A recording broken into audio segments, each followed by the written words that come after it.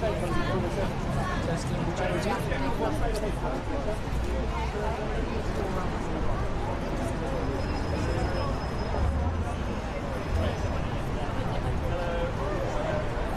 I first knew of David Attenborough through his brother, Richard, Lord Attenborough, who was a great director and actor in movies and on stage. First actor to appear in The Mousetrap, the longest running play in British theatre. Now his younger brother, young David, I came to rather late, and I think he sums up what was best about the BBC throughout my life and still today. Serious programmes made for a popular audience, and his ability to communicate his own enthusiasms are very precious, and he's brought such joy to so many people. And I think, along with a lot of people, my favourite television programmes are probably natural history. I mean, I could bang on about that man for an hour. I think that the significance of him and his position and how he's championed, just things like that, we take for granted that now, that the reusable bottles, and how much he really, brought it to people's attention. Climate change, I just think that he's used his kind of experience and knowledge to further what he is presenting, not just on TV, but kind of elsewhere. And I think it's really commendable and extraordinary, and that, I hope there's many more Attenboroughs out there who can take us forward. I love him. I think we definitely have an instinct as humans to think very individually, and I think that sort of the information that he spreads and the ethos that he has in his work is saying, look at the rest of the world, look at the collective, and what we can do to help better that, and stop thinking so individually about what affects us, and rather think about what affects the whole natural world. And I also think we're spending so much money going up to Mars and trying to do stuff with Mars. I really agree. I think we should just spend lots of time trying to fix our world, what we've kind of damaged. Very wise. It's impossible, really, to put into words the impact of David Attenborough on any of us who are alive, certainly in Britain. I really see it in my children.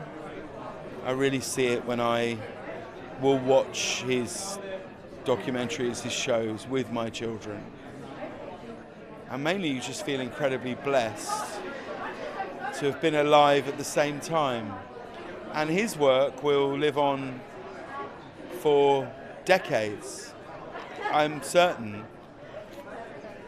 And I think it really shows you that people respond to care and effort.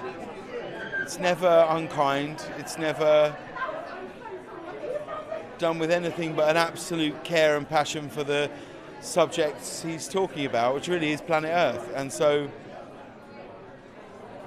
yeah, I'm very grateful to him. He was certainly better than pretty much all of my teachers at my school, but that's quite a low bar. Oh my goodness, David Attenborough is my hero. I grew up watching every nature documentary on the BBC, and from Planet Earth to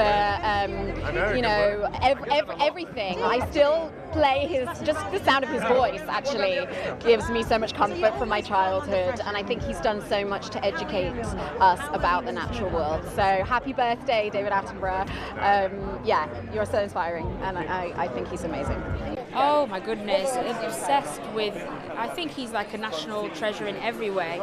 His voice is so comforting, but also the kind of effect he has and the knowledge he has and the amount of reach. The amount of people that watch all those shows and learn something from them is still so integral. I cannot believe he's 100, wow. I know everyone panics, don't they, if they ever see him trending. They're like, please still be here with us. So happy birthday, 100 years old, oh my goodness, 100 years young. Yeah. Without a doubt. I mean, he reminds you of the love that we all sort of inherently have for our Earth and our planet and those living things on it, and how fortunate we are to cohabitate with all of this amazing life. Yeah. So my husband and I are very massive fans of conservation, environmental issues, and we do all we can to support. Having young children now, we have an 8 and a 10-year-old, and I think the whole Attenborough, just the excitement over the large things in nature to the small things in nature, it really captures everybody's imagination, and I think that's been an incredible thing to witness and to observe and to kind of, my young people anyway, my children are fascinated by those documentaries. What David does is he makes you, or makes me anyway, look at nature from a different perspective. And one of the things I love doing is saying, well, if you look at that animal and how it behaves in that way, what happens if you effectively turn the camera the other way around, or look at it from another animal's perspective? So it makes me challenge perspective, think of a different perspective. And I think the audiences really engage with that they want to be surprised. So if you see a lion in one particular way, or have seen a lion in a particular way before, what happens if you look at it from another lion watching that lion? Or what about if you look at it from a mother's perspective or the cub's perspective? So he has always encouraged me to think about nature in a different way.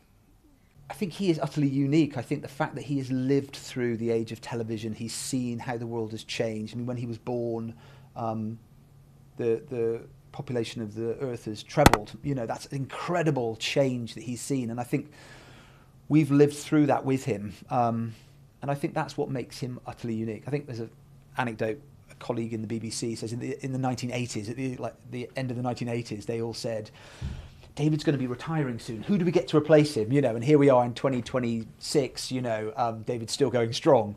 I don't think anyone is going to replace him, because I think he is just kind of utterly unique in his role as the storyteller and the protector of nature. I think he's kind of someone that we just, and I hope he continues working for many more years to come. But I think, he has connected us to the natural world, but has evolved with it in a way that I think feels kind of truthful.